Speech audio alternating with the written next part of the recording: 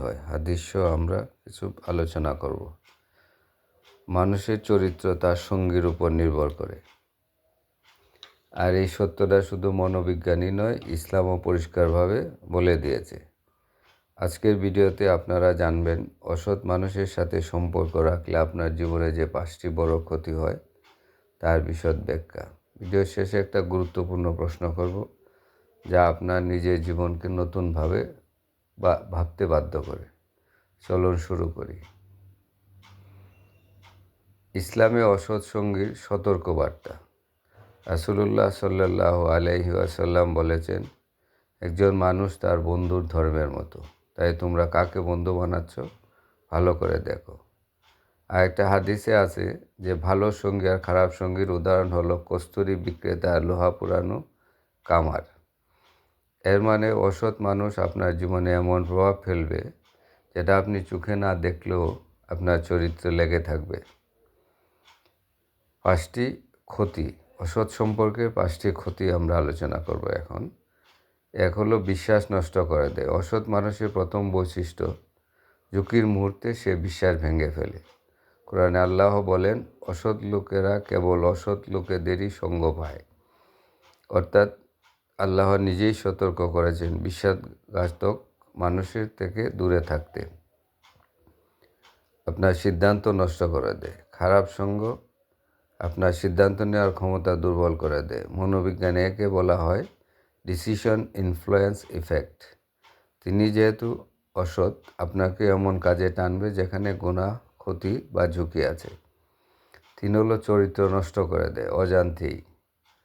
হাদিস, মানুষ তার বন্ধুর স্বভাব গ্রহণ করে। আপনি যতই ভালো হন না কেন, একজন অসৎ মানুষের সাথে ঘুরলে আপনার ভাষা বদলাবে, আপনার আচরণ বদলাবে, আপনার সীমারেখা দুর্বল হবে। এটা ধীরে ধীরে ঘটে। এটাই সবচেয়ে বড় বিপদ।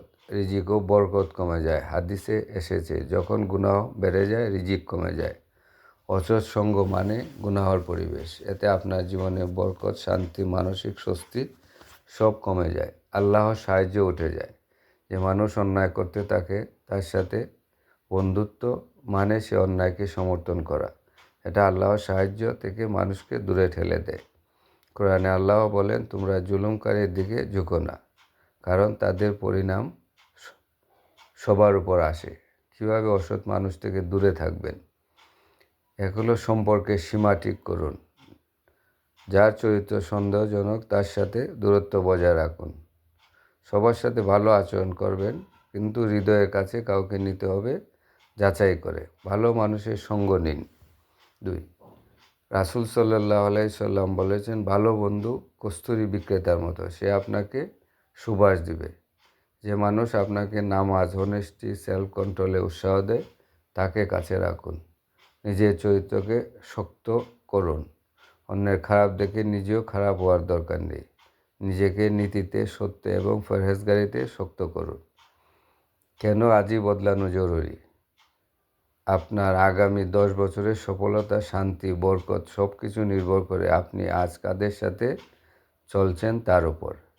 একজন ভুল সঙ্গী আপনার ভবিষ্যৎ নষ্ট করবে, কিন্তু একজন সৎ সঙ্গী আপনার ভবিষ্যৎ বদলে দেবে। আপনার জীবন মূল্যবান, এটা কাউকে নষ্ট করতে দেবেন না। কাকে অসৎ বলা হয় সাধারণত? যে মিথ্যা বলে, অন্যায় করে, গীবত করে, মানুষকে ঠকায়, প্রলোভন দেখায়, আপনার নিয়ম নষ্ট করে, আপনার ঈমান দুর্বল করে। আর কাকে আমরা সৎ বলি বা সৎ বলা হয়? যে সত্যবাদী, দায়িত্বশীল, সীমারেখা মানে আপনাকে উন্নত করে, আপনাকে আল্লাহর দিকে টানে। স্পষ্ট পার্থক্য জানলেই আপনি সঠিক সিদ্ধান্ত নিতে পারবেন। অসৎ মানুষের সঙ্গ মারাত্মক ক্ষতি করে, এটা শুধু ধর্ম নয়, বিজ্ঞানও প্রমাণ করে। এবার প্রশ্ন, এই ভিডিও দেখে আপনারা কি শিখলেন? কমেন্টে লিখুন। কার সঙ্গ আপনাকে সবচেয়ে বেশি প্রভাবিত করছে? এমন আরও বাস্তবমুখী ভিডিও পেতে চ্যানেলটি সাবস্ক্রাইব করে আমাদের সাথে থাকুন।